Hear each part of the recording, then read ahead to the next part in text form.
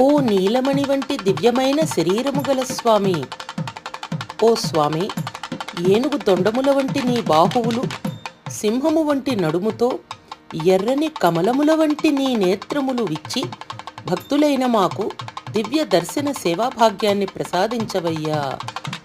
భగవద్భక్తులారా, అనన్య ప్రపత్తితో, ఏకాగ్ర చిత్తంతో, నిష్కామతతో, విశేషమైనటువంటి భక్తితత్వంతో గోదాదేవి శ్రీరంగనాథుణ్ణి తిరుప్పావై గానంతో అలరించి కవితా పుష్పాలతో అర్చించి తరించినటువంటి గోదామూర్తి. ఆవిడ ప్రతిరోజు కూడాను అందరినీ కూడా తెలతెలవారింది లేవండి అంటే మూఢత్వము లేదా సాంప్రదాయము అనేటువంటి సంకెళ్ల నుండి తెంచుకుని స్వామిని సేవించమని